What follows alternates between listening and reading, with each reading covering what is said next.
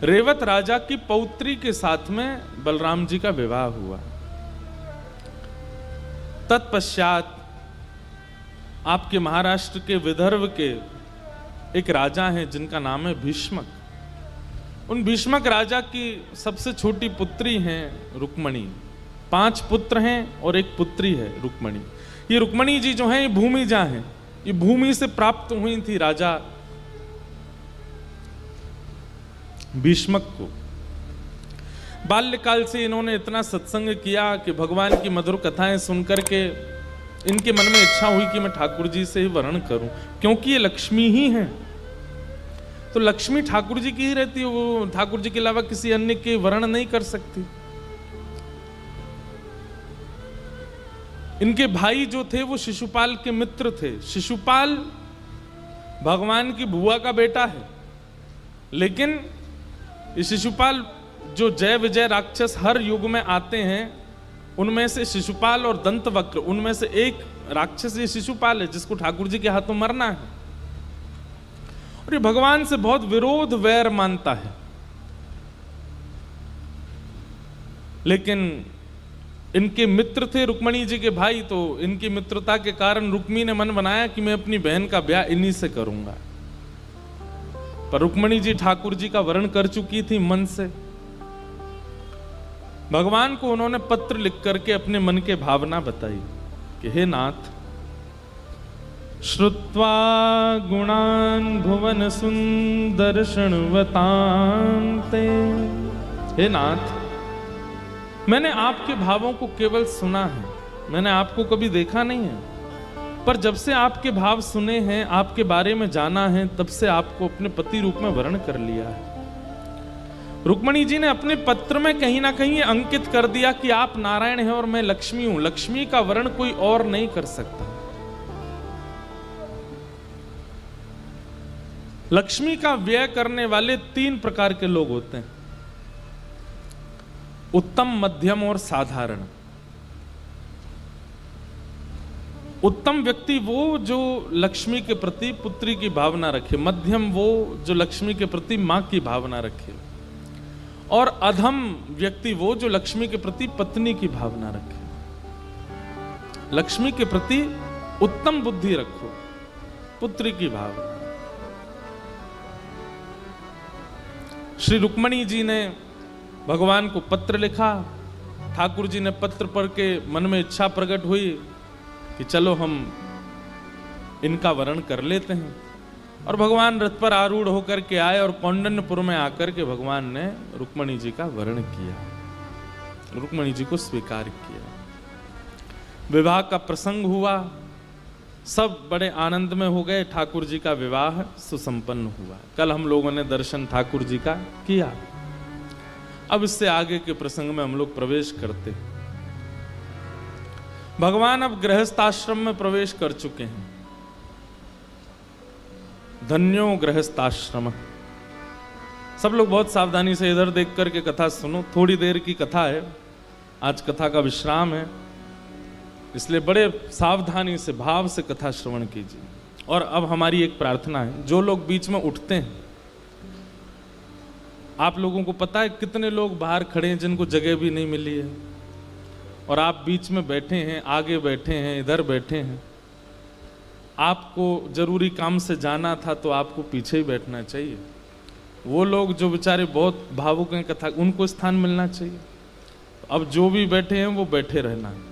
अब जब तक कथा चल रही है उठ करके नहीं जाइएगा, और अगर आप जाओ तो ऐसे जाना कि हमको नहीं पता चलना चाहिए कि आप जा रहे हो। कई लोग हैं वो ऐसे खड़े हो,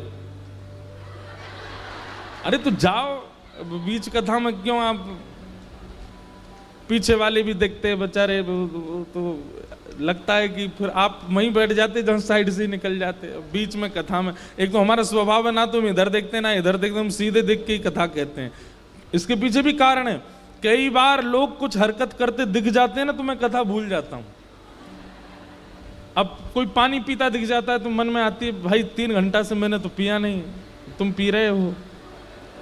कई लोग हैं वो कुछ करते दिख जाते, तो इसलिए मैं सामने देखता रहता हूँ। ज्यादा लोग कुछ करते रहते तो मैं ऊपर देखता हूँ, कथा मेरी उसमें विघ्न ना हो।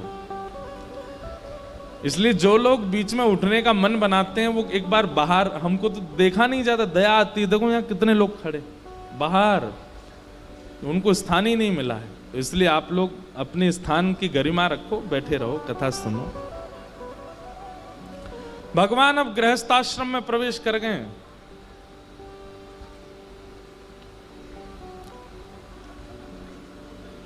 विवाह का मतलब होता है विशेष प्रकार का भार। अब तक आप स्वच्छंद थे, अब तक आप स्वतंत्र थे, अब तक आप जैसे चाहते सोते, खाते, पीते, हंसते रहते थे, लेकिन अब नहीं। अब आपके जीवन में एक जिम्मेवारी प्रारंभ हो जाती। ये माताओं के लिए भी बाद एक विशेष प्रकार की जिम्मेवारी शुरू हो जाती है।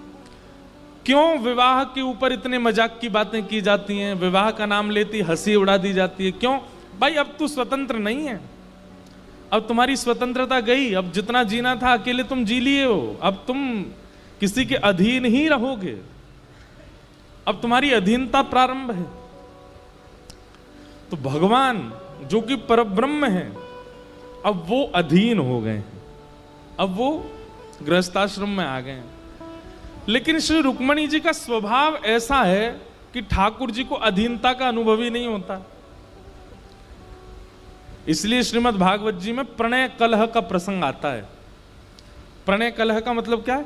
बहुत दिन हो गए शादी को, ठाकुर जी बोले यार ये हमसे लड़ती नहीं है, ये हमसे कभी कुछ कहती नहीं है, हम रात को विलंब से आते हैं, इसको कभी संकोच ही नहीं होता, हम इनके द्वारा बनी गई सामग्री की प्रशंसा नहीं करते, ये हमसे कभी लड़ती नहीं है। ठाकुर जी बोले आनंद नहीं आ रहा है, ऐसा कुछ हो कि लड़ाई हो। इसलिए प्रणय कलह का प्रसंग है भागवत जी में। भैया ने कि यहां भीतर वाले तो मत बोलो, धीमे।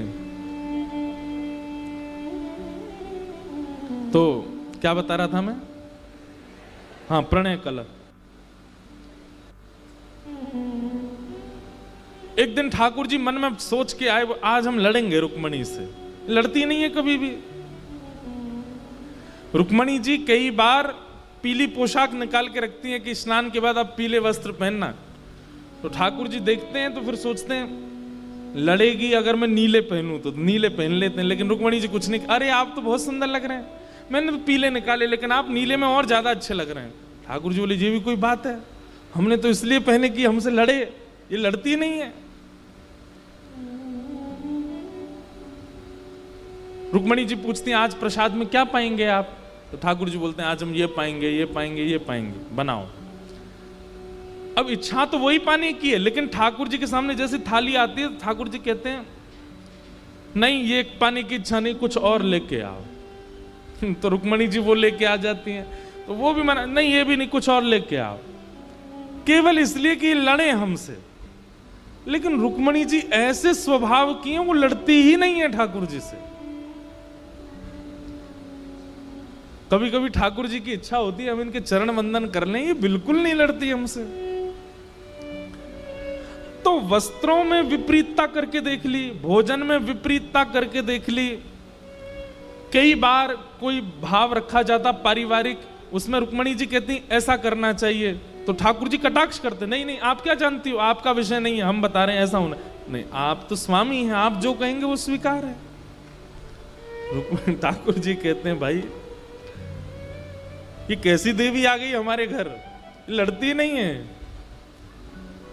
आज ठाकुर जी मन में सोच के गए अगर आज हमने इससे लड़ाई नहीं करी तो हमारा नाम भी कृष्ण नहीं, आज हम लड़ेंगे।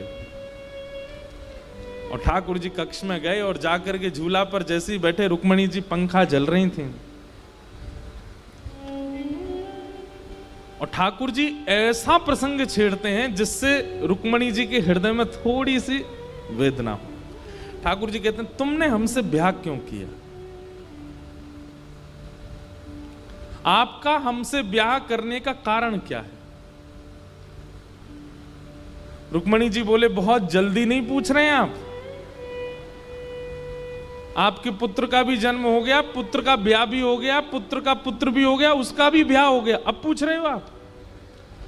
नाती का भी ब्याह हो चुका है आपके, और आज आप हमसे पूछ रहे हो कि हमने ब्याह क्यों किया? बहुत जल्दी नहीं पूछ लिया? ठाकुर जी बोले नहीं नहीं, हमें बताइए आपने हमसे ब्याह क्यों किया। अब रुक्मणी जी कुछ बोले नहीं, वो तो खड़ी खड़ी वो तो जानती हैं कि इनके मन में क्या चल रहा है, ये लड़ना चाहते हैं, हमको लड़ना नहीं है इनसे। ठाकुर जी बोले अच्छा मैं बताऊं तुमने हमसे ब्याह क्यों किया। बोले बताइए। बोले क्योंकि तुमने संतों से मेरे बारे में बहुत प्रशंसा सुनी, तुमने पत्र में भी लिखा था ना, श्रुत्वा गुणान भुवन सुंदर शृण्वताम ते, आपके बड़े गुणानवाद मैंने सुने हैं। तुम संतों की बातों में आ गए, जिनके खुद के घर का ठिकाना नहीं, जिनका खुद का गृहस्थाश्रम नहीं, जिनको अपने पेट पूजा के अलावा दूसरों की कोई चिंता नहीं, ऐसे संतों की बातों में आके तुमने हमसे ब्याह कर लिया। आप कहोगी हमने तो इसलिए ब्याह कर लिया कि आप सुंदर हैं। काय बात के सुंदर? हमारे शत्रुओं कभी हमारा नाम सुना है? कालिया कह के बुलाते हैं हमको, कालिया कहते हैं, श्याम कहते हैं, हमारा नाम ही कृष्ण रख दिया गर्गाचार्य जी ने। कृष्ण का मतलब काला। काय मत की सुंदरता।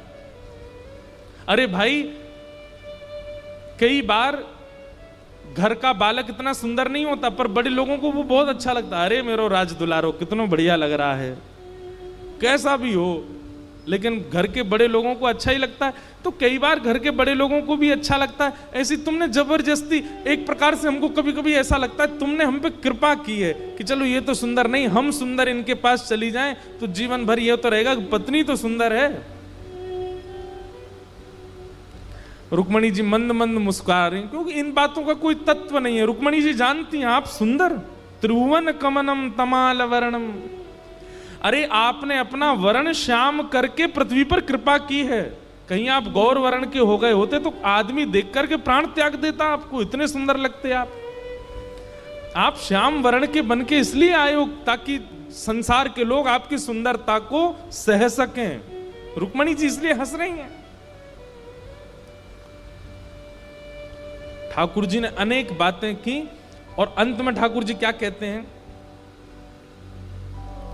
रुक्मणी सुनो, हमने सुना था कि तुम्हारी सगाई हो चुकी थी पहले। अब रुक्मणी जी थोड़ी सी सहम गई। तुम्हारी सगाई तुम्हारे भाई ने शिशुपाल से की थी ना।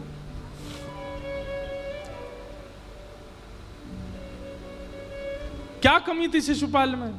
रूपवान, गुणवान, धनवान, संपत्तिवान, सब कुछ तो था।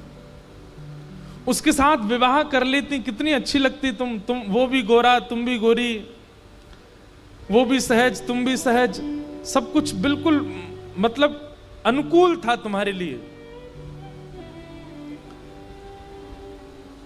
हमें ऐसा लगता है कि तुमने जबरदस्ती हमसे ब्याह कर लिया, इसलिए शिशुपाल अभी तक क्वारा बैठा है। हमने शिशुपाल को बुला लिया है द्वारिका। हम तुम्हारे मन की जान गए हैं और अब हम शिशुपाल से बात करके तुम्हारा विवाह करा देंगे उससे। जब इस हद पर ठाकुर जी पहुंच गए कि ये कहने लगे कि हम तुम्हारा ब्याह करा देंगे शिशुपाल से, ये बात सुनकर के रुक्मणी जी को क्रोध तो नहीं आया, पर वो सह ना पाई और मूर्छित होकर गिर पड़ी, वहीं बेहोश हो गए।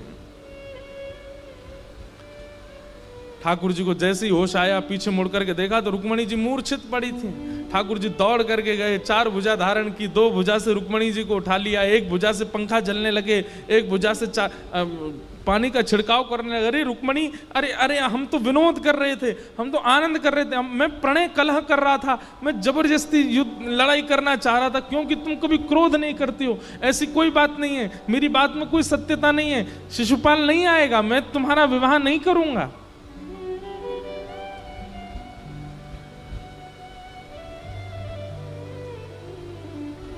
रुक्मणी जी को होश आया, और जब रुक्मणी जी को होश आया, ठाकुर जी ने रुक्मणी जी के नेत्रों में देखा तो अश्रु प्रवाह, और हाथ पकड़ लिया ठाकुर जी का, और हाथ पकड़ के रुक्मणी जी कहती हैं, स्वामी आप कुछ भी कहिए, मुझे सब स्वीकार है, लेकिन आप अपने से कभी दूर जाने की चर्चा भी मत कीजिएगा मुझसे। जो स्थिति ब्रजवासियों की हुई, जो स्थिति ब्रज की गोपियों की हुई, जो स्थिति किशोरी जी की और सब ब्रज वनिताओं की हुई है, उस स्थिति को हम सहन नहीं कर पाएंगे। आपसे कृपा करके निवेदन है, जीवन भर आप चाहे जो कह लीजिएगा, लेकिन मैं आपसे दूर हो जाऊं, ये बात आप कभी मत कहिएगा। क्योंकि क्रोध तो मुझे नहीं आएगा, लेकिन आज तो मूर्छा हुई है, कल को अगर ये बात कही तो प्राण चले जाएंगे। आप बस ये चर्चा मत करना। ठाकुर जी ने रुक्मणी जी के हृदय से अपने हस्त कमल को लगा लिया और प्रेम भाव से श्री रुक्मणी जी को स्वीकार किया। ऐसे भगवान का गृहस्थ आश्रम है। कितनी अनुकूल हैं रुक्मणी जी, बिल्कुल नहीं लड़ती, बिल्कुल नहीं झगड़ती ठाकुर जी से, सब अनुकूल है। लेकिन ये बहुत दिन तक चलने वाला नहीं था। तभी ठाकुर जी का दूसरा विवाह हुआ जामवती के साथ, और जामवती के बाद तीसरा विवाह हुआ ठाकुर जी का सत्यभामा के साथ। और जो सत्यभामा है, ये थोड़ी सी शासन करने वाली, इनके मारे ठाकुर जी चुप ही रहते हैं, कुछ नहीं कहते, क्योंकि इनके आगे किसी की नहीं चलती है पूरे द्वारिका में।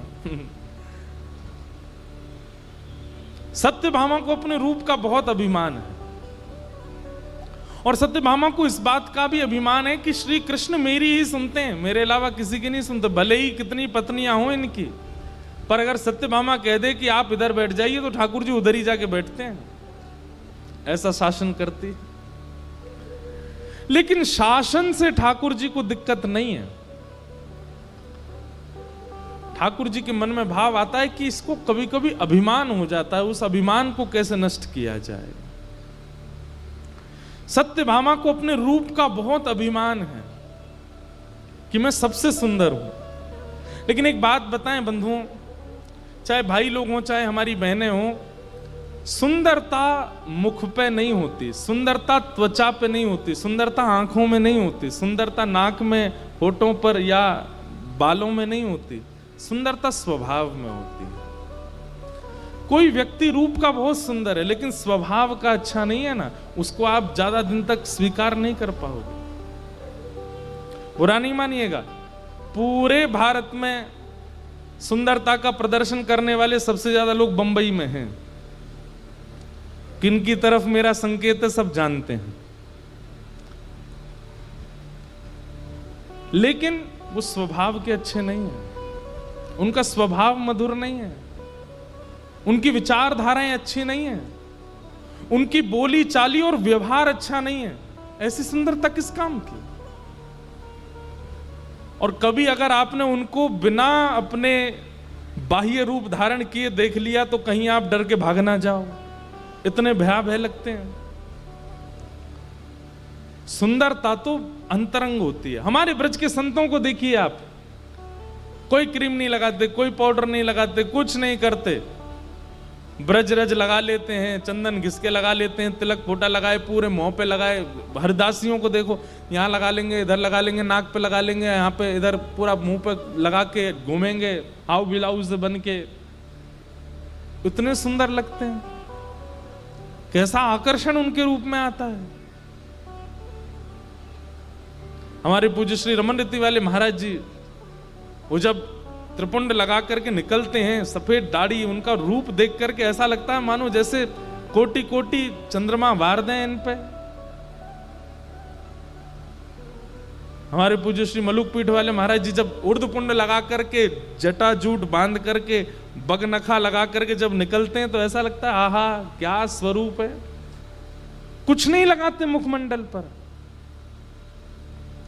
चलो अब रमन रीति महाराज जी, मलुक पीठ वाले महाराज जी को जानने वाले लोग कम होंगे यहाँ पे। हमारे प्रेमानंद जी महाराज,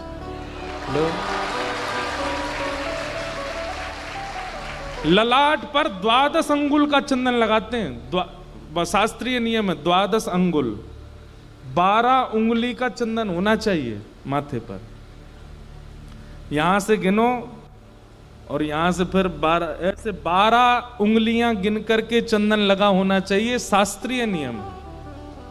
हम तो जल्दीबाजी में श्री लगा लेते हैं, कभी अभी दत्त धाम में थे वहां लगाते थे अपना पूरा चंदन यहाँ तक पूरा, नहीं तो विधान है शास्त्रीय कि 12 अंगुल, 12 अंगुल नहीं तो 8 अंगुल, 8 अंगुल नहीं तो 4 अंगुल, 4 अंगुल नहीं तो 2 अंगुल, नहीं तो 1 अंगुल।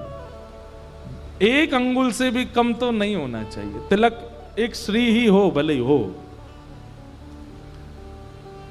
जब निकलते हैं 12 अंगुल का चंदन लगा करके, महाराज ऐसा लगता पछाड़ खा खा करके गिर रहे हैं लोग। कैसे? ये रूप का सौंदर्य नहीं है, ये आंख, नाक, कान, त्वचा, होठ, बालों का सौंदर्य नहीं है, ये स्वभाव की सुंदरता है। मुख की सुंदरता कुछ दिन आकर्षित कर सकती है, पर स्वभाव की सुंदरता स्वप्न में भी दिखेगी, चलते फिरते भी दिखेगी, चिंतन में भी रहेगी। स्वभाव की सुंदरता सबसे सुंदर है। और कहीं ना कहीं ठाकुर जी के मन में आज, अब देखो ये सब लीलाएं ठाकुर जी हमको ज्ञान दिलाने के लिए ही करते हैं, वास्तविकता नहीं है। सत्यभामा को जो अभिमान होता है सुंदरता का, वो है नहीं, पर हम आप सब सतर्क रहें इसलिए ठाकुर जी लीला में करवाते हैं कि तुम अभिमान करो। सत्यभामा को अभिमान रहता है अपने रूप का कि मैं बहुत सुंदर हूं, लेकिन ठाकुर जी के नेत्रों की पूछो तो वो किशोरी जी का चिंतन करते हैं। वो तो क्यों? क्योंकि स्वरूप का सौंदर्य नहीं है। हमारे श्री हित ध्रुवदास जी गाते हैं,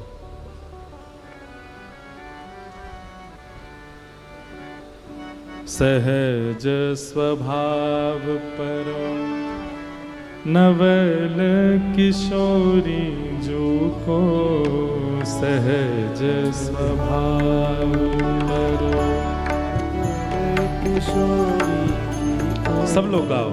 सहज स्वभाव पर नवल किशोरी जो को, सहज स्वभाव पर नवल किशोरी।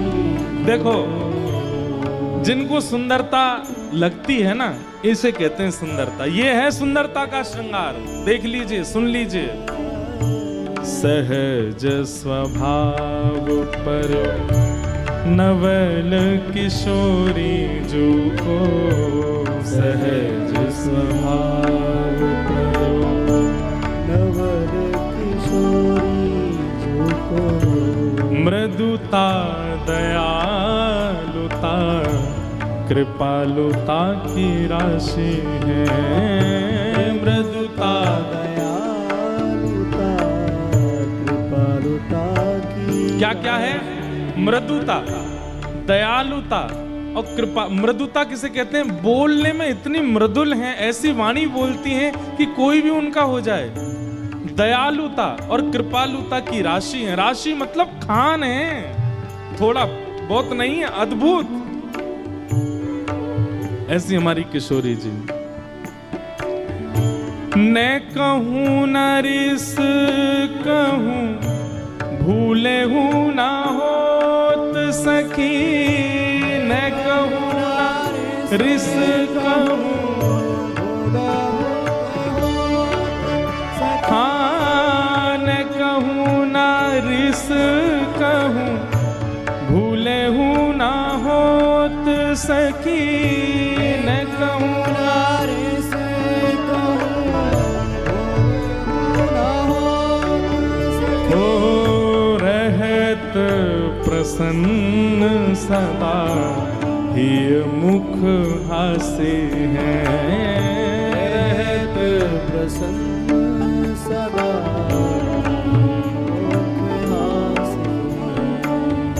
ऐसी सुकुमारी प्यारे लालजू की प्राण प्यारी। ऐसी सुकुमारी प्यारी लालजू की प्राण, हाँ ऐसी सुकुमारी प्यारे लालजू की प्राण प्यारी। ऐसी सुकुमारी प्यारी लालजू की प्राण प्यारी। धन्य धन्य धन्य ते तिनके उपासी हैं। धन्य धन्य धन्य ते जिनके उपासी हैं। हित ध्रुव और सुख जहाँ लग देखियत, हित ध्रुव और सुख जहाँ लग हे हित ध्रुव और सुख जहाँ लगी देखियत, हित ध्रुव और सुख जहाँ लग देखियत, हो सुनियत जहाँ लगी सब दुख पासे हैं। सुनियत जहाँ लगी सब दुख पासे हैं। ओ सहज स्वभाव पर नवल किशोरी जो को, सहज स्वभाव पर नवल किशोरी ओ मृदुता दयालुता कृपालुता की राशि, मृदुता दयालुता कृपालुता की राशि। किशोरी जी बहुत बोरी है हमारी। एक बार नौका विहार कर रही तो बाद ना यमुना जी को जल ज्यादा श्याम वर्ण को है गयो, और जैसे ही नौका आकर के किनारे लगी तो एक एक करके सब सखी उतरन लगी। और जैसे ही किशोरी जी के उतरवे को समय आया, सब लोग इधर देखो, तो ललता विशाखा अपने एक हस्त नीचे रखें कि उन पर चरण रखें, एक हाथ ऊपर पकड़ें, ऐसे पकड़ के उतारें। तो किशोरी जी नीचे उतरते समय यमुना जी की ओर देखें तो किशोरी जी को एक सखी दिखाई दे यमुना जी में, और तुरंत नौका से उतर करके श्री किशोरी जी यमुना जी के तट पर बैठ गई हैं और उस छवि की ओर देख रही हैं, और देख करके कह रही हैं, अरे तुम कौन हो? तुम तो बड़ी सुंदर हो, तुम कौन से गांव की रहने वाली हो? तुम्हारा नाम कहाँ है? अरे देखो तो तुम्हारी आंख कितनी सुंदर है, ये सिर पर तुमने गजरा कितना सुंदर पहनो है ना, ये गले को हार भी बहुत भार हो है, ऐसे में मेरी कीर्ति मैया भी पहना में। अरे सखी तू एक काम कर, बोलती जा रही है, तू हमारे यूथ में आ जा। ये ललता विशाखा बहुत सुंदर श्रृंगार करेंगी, ये मेरो श्रृंगार करें, तेरो श्रृंगार करेंगी, तो ते बतियामेंगी, तेरे संग भोजन करेंगी, तेरे संग डोलेंगी। अरे तू शर्म काहे को कर रही है? कछु बोल क्यों ना रही?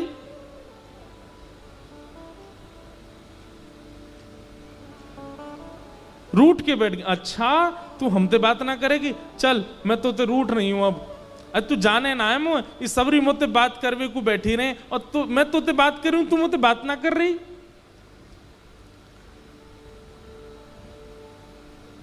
रुक जा, अब ही जाऊं, श्याम सुंदर ते तेरी शिकायत करके आऊं, तू बोलेगी ना? और किशोरी जी गई ठाकुर जी से जाके बोली, श्याम सुंदर मैंने आज एक सखी देखी। ठाकुर जी बोले अच्छा, तो फिर बोले देख ये सब मोते बात करें, ललता विशाखा ये सब मेरे संग रहे, और वो ऐसी इतरा रही मेरे आगे, इतनी सुंदर है, इतनी सुकुमारी है, ऐसे वाके नैन है, ऐसी वाकी नाक है, ऐसा सब स्वरूप है, लेकिन देख वो आ ना रही है मेरे पास।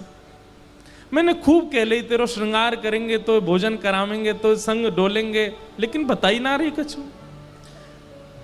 ठाकुर जी बोले ऐसी कौन सी आ गई जो आपके बोलवे पे बोल नहीं रही है? अरे किशोरी जी आप तो तोतांत बात करन लगो तो उनके भी स्वर प्रकट है जाएं, आप तो मैनांत बात करन लगो तो उनके भी शब्द प्रकट है जाएं। अरे आप वृक्षन पे हाथ धर दो तो वृक्ष भी चैतन्य है जाएं, ऐसी कौन सी आ गई जो आपसे बात ना कर रही? लेके चलो मोए। ठाकुर जी लेके गई, देखो बो रही। ठाकुर जी बोले कहाँ है? अरे ये दिख ना रही तुम्हें?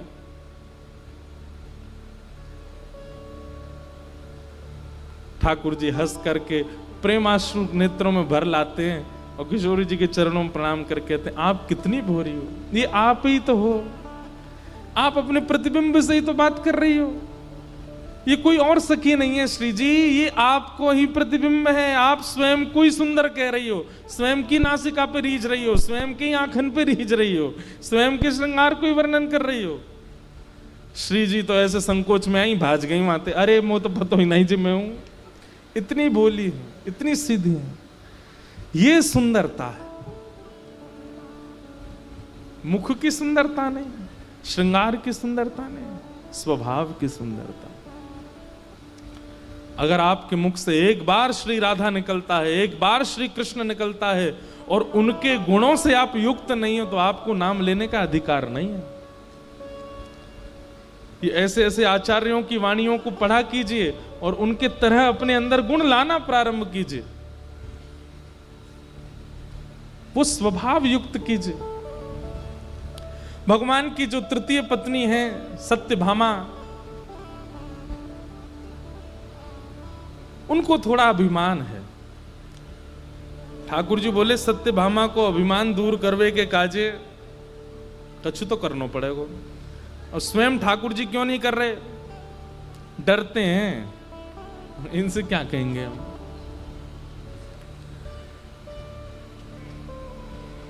और मान का हनन जो करे उन्हीं का नाम है हनुमान।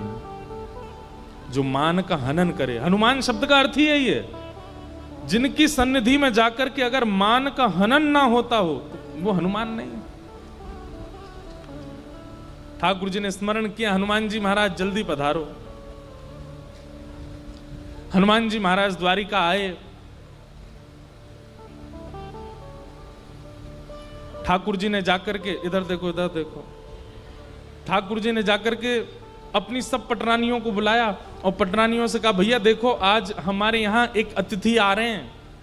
सब पटरानी बोली, कौन आ रहे हैं? बोले साक्षात श्री अनंत बलवंत हनुमान जी महाराज। हनुमान जी का नाम सुनते सब प्रसन्न हो, बोले ये तो त्रेता युग में आपके राम अवतार में थे, द्वापर में भी बोले वो तो चिरंजीवी हैं, चारों युग प्रताप तुम्हारा, चारों युगों में रहते हैं। बोले हमारी इच्छा है कि एक बार हम, ये भागवत जी की कथा नहीं है, ये अन्य भावों से कथा आती है। तो भगवान ने हनुमान बोले, हमने हनुमान जी को बुलाया है कि आओ हमारी द्वारिका में दर्शन कर जाओ।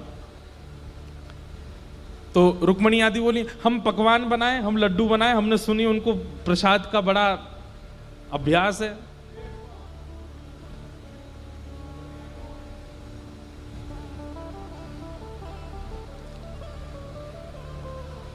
ये द्वार खोल दीजिए, वहीं बैठ जाएंगे, अब अंदर तो आ नहीं सकते, वहीं बैठा दो द्वार खोल के। इधर देखो, क्या बता रहा था मैं? हाँ, तो ठाकुर जी बोले वो सब तो ठीक है, लेकिन हनुमान जी का एक स्वभाव है। बोले क्या? वो हमको अकेले प्रणाम नहीं करते, तो बोले साथ में सीता जी होनी चाहिए तभी प्रणाम करते हैं। अब सब पटरानियां एक दूसरे का मुख देखने लगी, तो फिर हम क्या करें? अब सीता जी तो नहीं है। बोले सीता जी तो नहीं है, पर सीता जी के नैन कैसे हैं? मृग जैसे नैन हैं, सीता जी की ऐसी तोता जैसी नाक है, सीता जी के ऐसे ओष्ठ हैं, सीता जी के ऐसे गाल हैं, सीता जी के ऐसे केश हैं, सीता जी बोलती हैं तो ऐसे बोलती हैं। ठाकुर जी वर्णन करने लगे सीता जी का।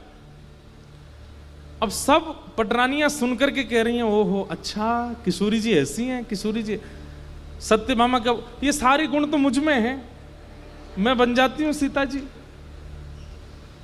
भगवान बोले हाँ आप ही बनो। जबकि सीता जी ही रुक्मणी बन करके आई हैं, पर भगवान की लीला को रुक्मणी जी समझ रही हैं कि ये क्या करना चाह रहे हैं। सत्यभामा बोली कि मैं बिल्कुल वैसा ही श्रृंगार करके आऊंगी, वैसे ही बैठूंगी, वैसे ही बोलूंगी जैसे आपने बताया, आप चिंता मत करो। हनुमान जी को बुलाइए, आप संकोच मत करो। ठाकुर जी बैठे हैं सिंहासन पर, बगल में आकर के सत्यभामा बैठ गई। और आज ठाकुर जी धनुष बाण आदि लेकर के बैठे हैं। बोले भैया राम बन जाएं आज हम, तभी प्रणाम करेंगे हनुमान जी। हनुमान जी आए, कीर्तन करते हुए, उछलते नाचते कूदते हुए श्री हनुमान जी महाराज आए और जैसे ही आकर के सिंहासन पर बैठे ठाकुर जी को देखा, नेत्र सजल हो, आहा मेरे राम, मेरे प्राण, मेरे सर्वस्व। लेकिन जैसे ही सत्यभामा जी को देखा, आंसू आंसू सब पहुंच गए उनके। ठाकुर जी से बोले, ठाकुर जी आपने क्या कर दिया? भगवान बोले, क्या हो गया? आप जानते हैं कि जब तक जानकी जी बगल में ना हूं मैं आपको प्रणाम नहीं कर पाता हूं। आप ये जानते हुए भी आपने जानकी जी कहां भेज दी, पता नहीं कौन किनको बैठा लिया अपने बगल में। ऐसे मत बोलो, ये जानकी जी ही तो हैं। ऐसी मृगनयन जानकी जी के, ऐसी नासिका जानकी जी की, ऐसे ही ओष्ठ जानकी जी के, ऐसा ही स्वरूप जानकी जी का। रावण बोला, क्षमा करें महाराज, मैं रावण के यहां गया था लंका में, और वहां जब मैंने वहां की सुंदर मंदोदरी आदियों को देखा था, उनका रूप भी इतना सुंदर था, मृग जैसे नेत्र थे, उनकी भी नासिका तोता जैसी थी, उनके भी गाल गुलाबी थे, उनके भी केश ऐसे थे, पर राम नाम का और राम स्मरण का अंजन केवल एक नेत्रों में था, और वो था सीता जी के। वो नेत्रों में वो श्रृंगार नहीं था, क्योंकि अशोक वाटिका में बैठी थी, वहां श्रृंगार की व्यवस्था नहीं थी, और वहां बिना श्रृंगार की व्यवस्था में भी उनका रूप लावण्य ऐसा था कि मानो जैसे चंद्रमा को भी कभी कभी लज्जा हो जाती हो। क्यों? क्योंकि उनके रूप में संसारी सौंदर्य नहीं था। उनकी एक एक अंग को देख करके ऐसा लगता था मानो एक एक रों से राम राम राम राम प्रकट हो रहा हो। और आपके बगल में जो इस वक्त बैठी हैं, उनके किसी भी रों से आपका नाम उद्दीपित नहीं हो रहा है। इसलिए क्षमा करें, मैं आपको दंडवत प्रणाम नहीं करूंगा। सत्यभामा जी तो रो रो के बेहाल हो गई, उनका सारा अभिमान चूर चूर हो गया। और तभी वहां पर लड्डू लेकर के, प्रसाद लेकर के, जैसे कोई अन्य घर के सदस्य सामान लेकर के आते हैं पवाने के लिए, ऐसी सब सखियां आ रही थी। उन्हीं के बीच में श्री रुक्मणी जी आई, और जैसे ही लड्डू सामने पधराया और राम हनुमान जी ने जैसे ही रुक्मणी जी को देखा, तुरंत करताल उठा करके नृत्य करने लगा। हाँ मेरी माँ आ गई, मेरी माँ आ गई, चरणों में दंडवत प्रणाम किया। और रुक्मणी जी के चरणों में निवेदन करे, ने किधर किसको, इधर किसको, इधर किसको, सत्यमा आपने किधर आओ, आप इधर बैठो। और जैसे ही रुक्मणी जी बैठी, दोनों की भले हाँ आप प्रणाम। सत्यभामा जी का जो अभिमान था वो टूट गया, जाने किस स्थिति में पहुंच गया।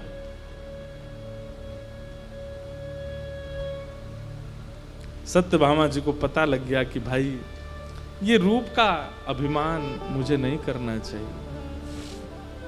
मान का हनन किया सत्यभामा जी के।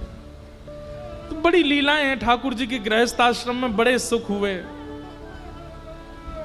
भगवान के अष्ट पटरानियां हुई, फिर भौमासुर नाम का एक राक्षस था, उसके यहां 16,000 राजकुमारियां बंदी थी।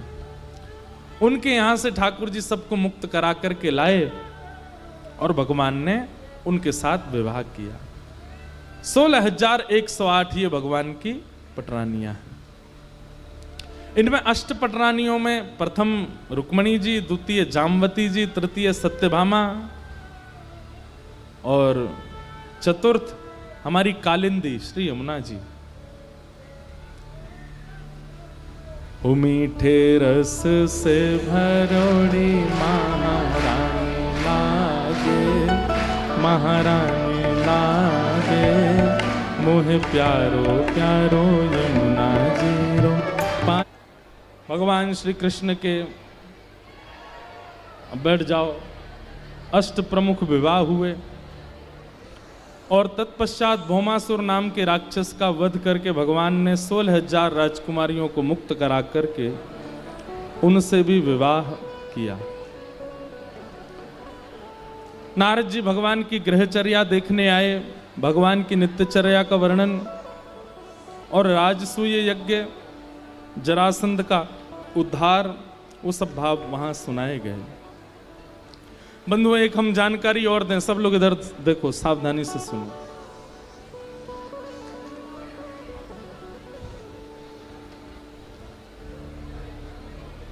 श्रीमद् भागवत में कल हम लोग जिस संदर्भ का एक किंचित मात्र श्रवण कर रहे थे, उद्धव गोपी संवाद।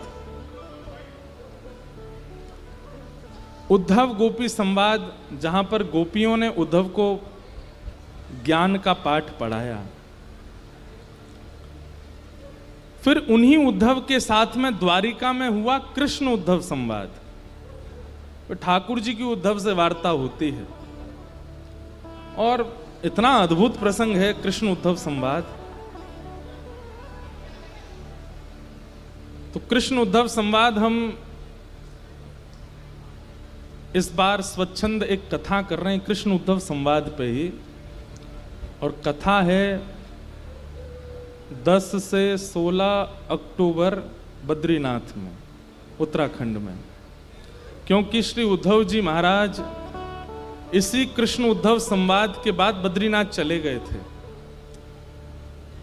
वहां जाकर के उन्होंने तप किया। तो 10 से 16 अक्टूबर तक, शायद यही तिथि है, जाने 11 से 17, हमें पता यही है शायद संभव। शरद पूर्णिमा के बाद है। शरद पूर्णिमा उत्सव गोवर्धन में है, उसके बाद बद्रीनाथ में है। अत्यंत ज्ञानवर्धक प्रसंग है। अगर आपको केवल बैठ करके ध्यान साधना योग आदि के विषय में जानना हो, उस कथा को जरूर सुनिएगा। ठाकुर जी ने बैठ करके वहां पर ऐल गीत, वहां पर उद्धव जी महाराज को कई भाव ठाकुर जी ने सुनाए हैं। दत्तात्रेय के 24 गुरुओं का प्रसंग आदि आदि बहुत सारे प्रसंग उसमें विद्यमान हैं, जो द्वारिका में ठाकुर जी ने उद्धव को सुनाए। उन्हीं विषयों पर चर्चा हम वहां करेंगे बद्रीनाथ में। साईं को भी हम निमंत्रित करेंगे कि आप भी बद्रीनाथ पधारें और वहां श्रीमन नारायण चतुर्भुज रूप में केदार खंड में बैठे हैं तपस्या। अब देखो बद्रीनाथ जी की एक अंतरंग बात बताऊं। हर व्यक्ति को वर्ष में एक बार बद्रीनाथ जरूर जाना चाहिए। वर्ष में नहीं जा सकते 2 वर्ष में जाना चाहिए, 2 वर्ष में नहीं तो 3 वर्ष। मतलब हमारा कहने का मतलब है अवसर मिले तो जाना चाहिए। क्यों?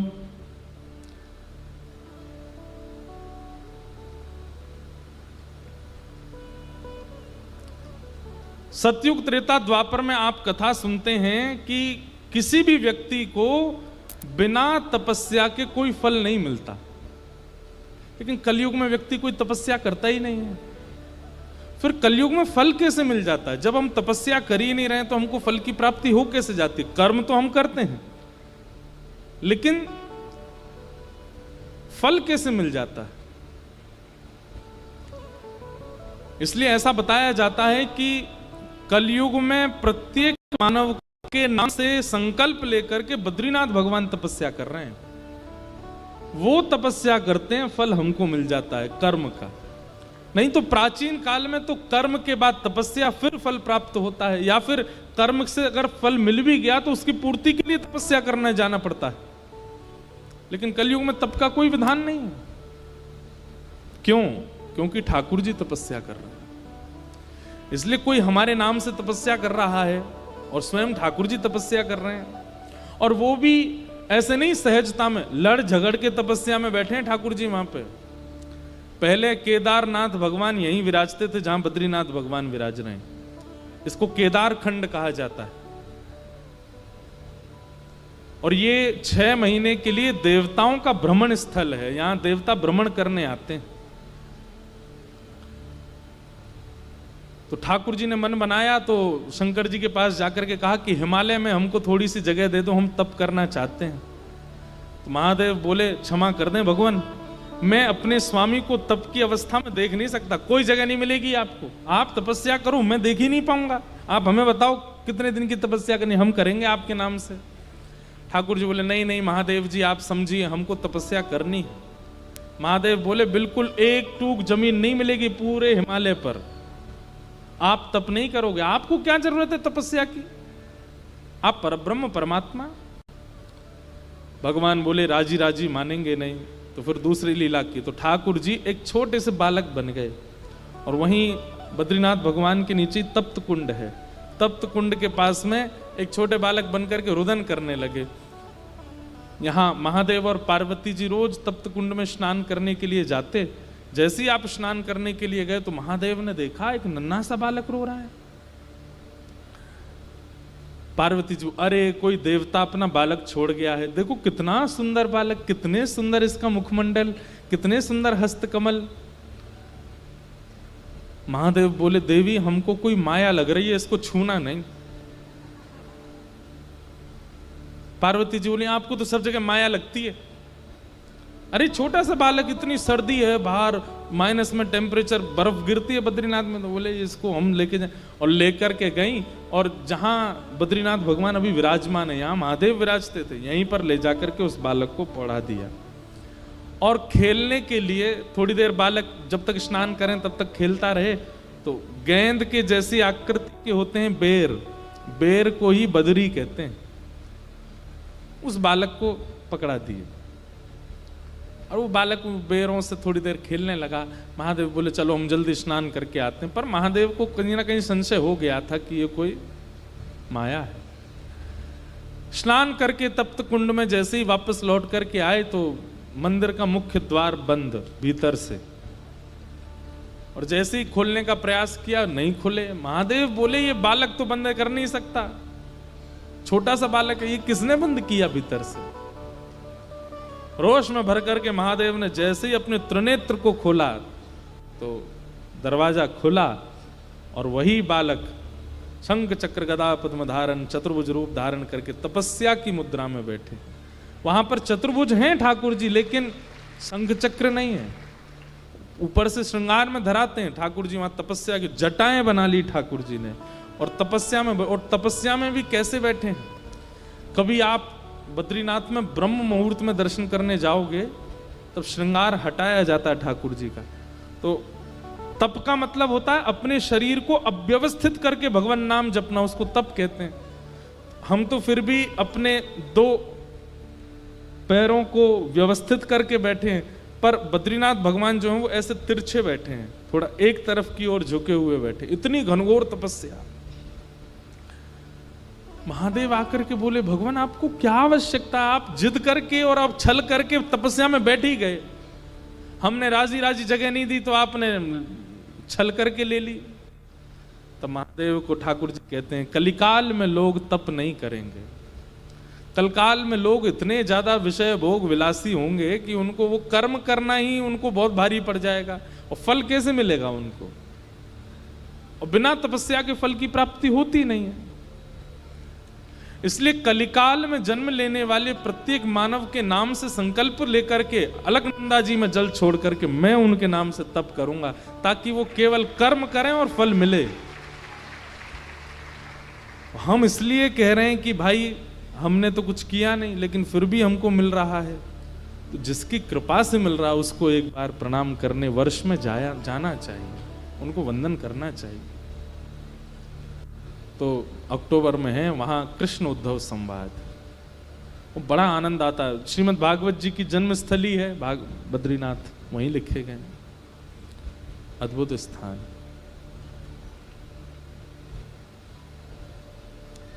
ये बात हमको इसलिए याद आ गई क्योंकि अब आगे कृष्ण उद्धव संवाद प्रारंभ होगा, उसको हम यहाँ बोल तो सकते नहीं क्योंकि बहुत विस्तृत है। इसलिए हमने संकेत किया कि अक्टूबर में वहां कथा में आप आ सकते हो, वहां सुनिएगा।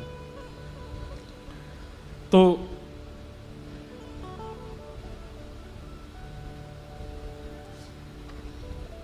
इस प्रकार भगवान की सब लीलाएं चल रही हैं द्वारिका में।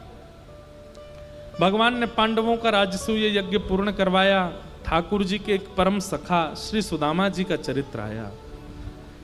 कृष्णस्यासीत् सखा कश्चित् ब्राह्मणो ब्रह्मवित्तमः विरक्त इंद्रियार्थेषु प्रशांतात्मा जितेंद्रिय।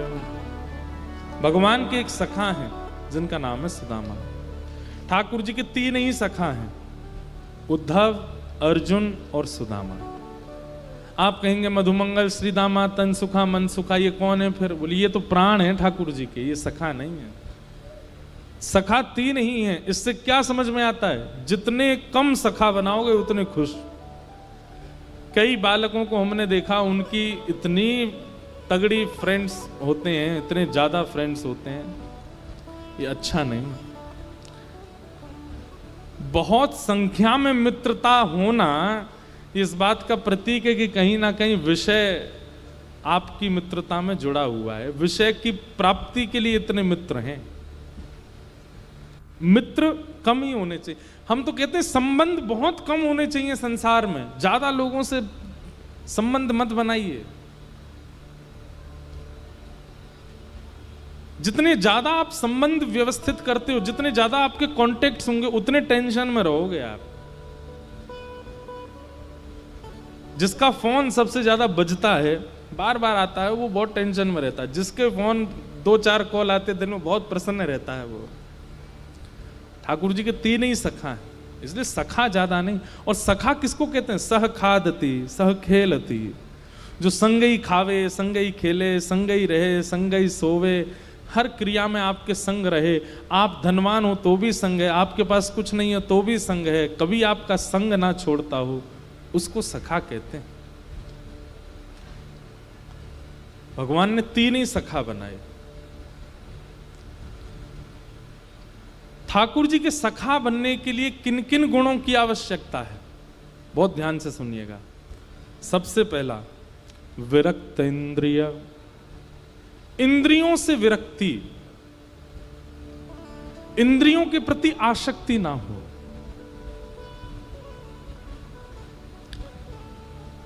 दस इंद्रियां हैं हमारे शरीर में, पंच ज्ञान इंद्रिय और पंच कर्म इंद्रिय।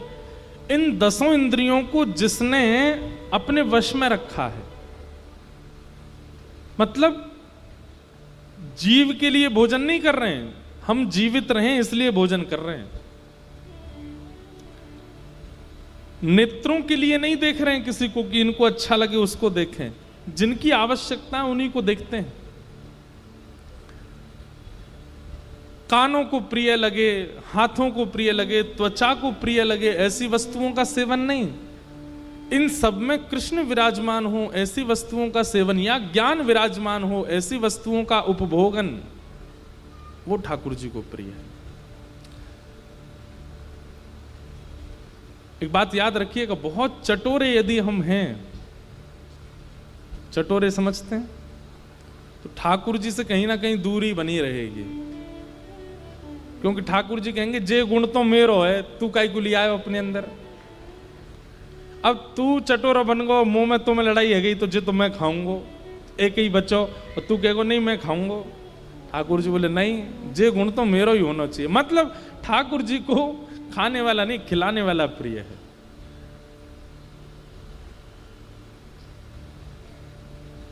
सीधी बात, अपनी इंद्रियों से जो विरक्त है, ज्यादा इंद्रिय इच्छाओं के पीछे व्यथित नहीं रहता है, ठाकुर जी को वो प्रिय है। विरक्त इंद्रियार्थेषु।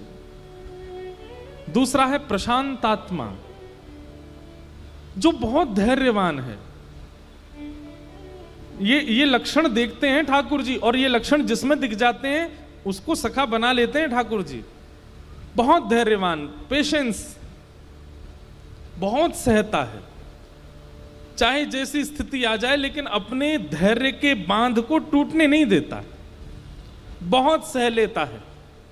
ठाकुर जी को वो प्रिय है, ठाकुर जी उसको अपना सखा बना लेते हैं। कहीं ना कहीं बंधुओं, हम लोगों के अंदर इन सब की स्थिति तो होती है, पर एक लेवल पहुंच जाने के बाद बांध जब टूटता है ना, तो फिर इतना कुछ निकलता है। जैसे कई लोग पेशेंस रखते हैं, सहन कर लेते हैं। पिताजी ने कुछ कह दिया, सहन कर लिया, माँ ने कुछ कह दिया, सहन कर लिया, मित्रों ने कुछ कह दिया, सहन कर लिया। लेकिन जिस दिन उनकी सहनशीलता का बांध टूटता है, वो किसी को नहीं छोड़ते। फिर पिताजी से लेकर के पत्नी तक सबको सुना देते हैं, तुमने ये कहा था, तुमने भीतर ही घुसे रखे। सहनशीलता का मतलब क्या हुआ कि सहा भी, और जिसको सहा वो भूल भी गया कि मैंने सहा क्या था। कई लोग होते हैं सहते हैं और उसको इकट्ठा करके और रखते हैं, यहां मैंने सहा था। वो ठाकुर जी को प्रिय नहीं। प्रशांत आत्मा भूल जाए, उसका सहना एहसान नहीं है, उसका सहना गुण बन जाए। कई लोग इसलिए सहते हैं कि उनका एहसान कर रहे हैं हमारे ऊपर। और कई लोग ऐसे होते हैं, वो कैसे स्वभाव के, कर ले तू कर ले, सह रहा हूं मैं, बस एक दिन मेरा बांध टूटेगा, तू कर ले, तेरी जहां तक इच्छा हो कर ले, मैं कुछ नहीं कहूं, हिलूंगा भी नहीं अपनी जगह से। बोलते जाएंगे और वहीं वहीं हिलते जाएंगे, कर ले तू और कर ले, ये भी कर ले, ये भी कर ले, ये भी कर ले तू। ये सहनशील व्यक्ति का लक्षण नहीं है। सहनशील तो उसको मानिए जो सहता है अपने स्वभाव से और फिर सह करके भूल भी जाता है कि मैंने सहा था, गिनाता नहीं है। प्रशांत आत्मा, ठाकुर जी को वो प्रिय है। आप लोग कहेंगे ये लक्षण कहीं ना कहीं संसार में, हम लोग इतने चतुर लोग संसार में रहते हैं, कहीं ना कहीं लोग हमारा दुरुपयोग नहीं करेंगे? एक बात कहें हम आपसे, संसार हमारा दुरुपयोग ना करे इसलिए चतुराई कभी मत लाइए। ये गुण ठाकुर जी को प्रिय लगेगा इसलिए उस गुण को लाइए, फिर लोग आपके साथ खेलेंगे तो ठाकुर जी उनके संग दुगना खेल खेल जाएंगे, उसकी चिंता मत करना आप। कई लोग बोलते हैं महाराज जी आप हमारे बेटे को समझाइए ना। मैं क्यों, बहुत सीधा है ये। मैंने कहा तो अच्छी बात है। नहीं, आप देख नहीं रहे संसार कैसा है, कितना चतुर है, कितना व्यभिचार संसार में। आजकल लोगों को चतुर होना चाहिए, आप इसको समझाइए चतुर हो। तब मेरे मन में आता है कि भाई अगर किसी का स्वभाव सामान्य है, सीधा है, कोई भोला है, कोई सहनशील है, होने दीजिए। और आप इस बात का भय मत कीजिए कि संसार उसके साथ खेलेगा। अगर संसार ने खेलने का एक कदम उठाया तो ठाकुर जी 10 कदम उठाएंगे उसके प्रति, आप चिंता मत करो। कई लोग अपने सुंदर स्वभाव को बिगाड़ लेते हैं संसार की चतुराई। आज मुझे किसी ने लिख के भी कहा है कि महाराज संसार बहुत चतुर है। मैं पढ़ दूं क्या, पता नहीं, खो गया कहीं, पर उन्होंने ये बात कही, संसार बहुत चतुर है और ऐसे में हम निभाएं कैसे। अब इसमें एक बात और कह दें, जिसका स्वभाव सरल होता है ना, उसको चतुर कोई दिखता ही नहीं है। उसको कोई चतुर नहीं दिखता, उसको बताना पड़ता है, ए भाई ये चतुर है, इससे सावधान। अच्छा, मुझे तो अच्छा ही लगा था ये। ये तुम जिसके साथ तुम कल घूम रहे थे वो अच्छा नहीं है आदमी, वो ऐसा अच्छा नहीं, ऐसा तो नहीं, वो तो अच्छा लगा हमको। सीधे लोगों का इस स्वभाव होता है, उनको पता ही नहीं चलता कि चतुर है कौन और ये अच्छा है। लेकिन एक बात बताएं हम आपको, इसमें सत्संग का पुट लगाइए। सत्संग क्या करता है, आपके स्वभाव को बिगड़ने नहीं देगा। मतलब सामने वाला व्यक्ति अगर छल कर रहा है आपसे और अगर आप संसारी सीधे हो तो कहीं ना कहीं वो छल कर जाएगा और आप उसके शिकार बन जाओगे। वो बात अलग है कि बाद में ठाकुर जी उसको करेंगे। लेकिन यदि सत्संग जीवन में होगा, आपके मूवमेंट ही ऐसे होंगे, आपकी क्रियाएं ऐसी होंगी कि सामने वाला छल कर भी रहा होगा तो भी आप बच के निकल जाओगे। ये सत्संग का स्वभाव होता है। सत्संग आपको विवेक बुद्धि प्रदान कर देता है।